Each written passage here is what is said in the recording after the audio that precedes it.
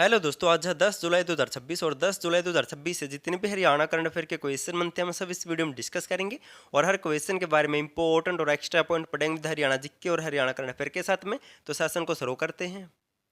Question number 1 है, IKEA India company Haryana के किस शहर में लगभग 3500 से 4000 करोड़ रुपए का निवेश कर रही है वर्तमान में?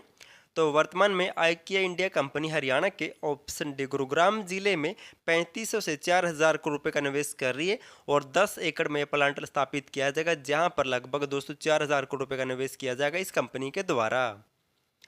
आइकिया कंपनी गुरुग्राम में लगभग 3500 से 4000 करोड़ रुपए का निवेश करेगी और यह परियोजना लगभग 10 एकड़ में स्थापित की जाएगी इस कंपनी के द्वारा। अब इनसे मिलते जुलते कुछ और मोस्ट इंपॉर्टेंट पॉइंट डिस्कस कर लेते हैं। जापान की Daikin air conditioner company Manesar में लगभग 1000 करोड़ रुपए का निवेश करेगी। और हाल ही में पीएम नरेंद्र मोदी और जापान की पीएम साने ताकाइची ने सोनीपत के खरखोदा में मारुति सुजुकी कंपनी के चौथे प्लांट का ऑनलाइन उद्घाटन किया था। और फ्लिपकार्ट कंपनी द्वारा मानेसर में 140 एकड़ पर एशिया का सबसे बड़ा आपूर्ति केंद्र भी बनाया जाएगा। सभी मोस्ट इंपॉर्टेंट पॉइंट है।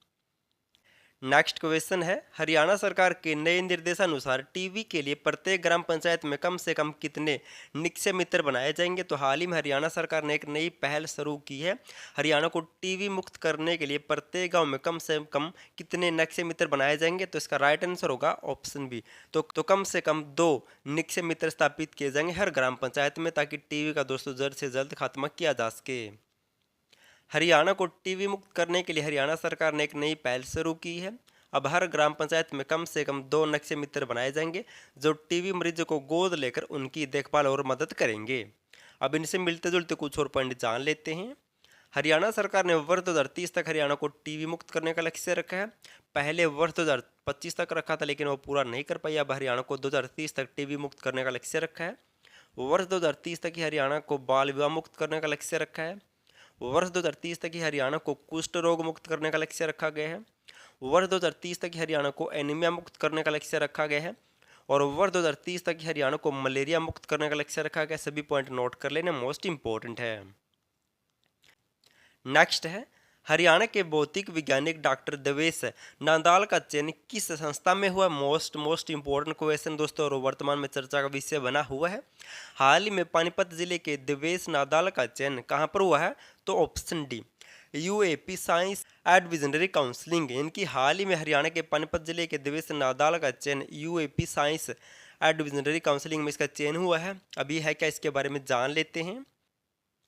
पानीपत के जाठल गांव के खगोल वैज्ञानिक डॉक्टर देवेश नादाल का चयन अमेरिका की यूएपी साइंस एडवाइजरी काउंसलिंग में हुआ है। यह वशिष्ठ काउंसलिंग या समिति व्हाइट हाउस, पेंटागन, एफबीआई और अमेरिकी खुफिया एजेंसियों को अज्ञात घटनाओं यानी कि यूएफओ और एलियन के बारे में दोस्तों जानकारी देगी। इस कमेटी में हरियाणा के पानीपत जिले के देवेश का चयन, तो मोस्ट इंपॉर्टेंट ये पॉइंट नोट कर लेना है। अब जिक्र हुआ था किसका? पानीपत का। तो इनसे मिलते जुलते कुछ और पॉइंट जान लेते हैं। पानीपत जिले में टेक्सटाइल पार्क की स्थापना की जाएगी और पानीपत नगर निगम में अत्याधुनिक अग्निशमन प्रशिक्षण केंद्र भी स्थापित किया जाएगा। और आदित्य बिरला कंपनी पानीपत में दोस्तों एक पेंट निर्माण सेंटर भी स्थापित करेगी। ये पॉइंट भी नोट कर लेना है। नेक्स्ट है, हरियाणा राज्य में प्रकृति श्री अन्न प्रेरक किसान कमेटी का मुख्य उद्देश्य क्या है? तो हाल ही में हरियाणा सरकार ने घोषणा की है कि हरियाणा में प्रकृति श्री अन्न प्रेरक किसान कमेटी का गठन किया जाएगा। और इस कमेटी का मुख्य उद्देश्य क्या होगा? तो इस कमेटी का मुख्य उद्देश्य क्या होगा? तो इसका उद्देश्य होगा ऑप्शन सी, किसानों से संपर्क करना, उनके फार्म पर जाना, प्राकृतिक खेती को बढ़ावा देने के लिए सरकार से सामंजस्य स्थापित करने के लिए हरियाणा सरकार प्रकृति अन्न प्रेरक किसान कमेटी का गठन करेगी। इसकी हाल ही में हरियाणा सरकार ने घोषणा की है।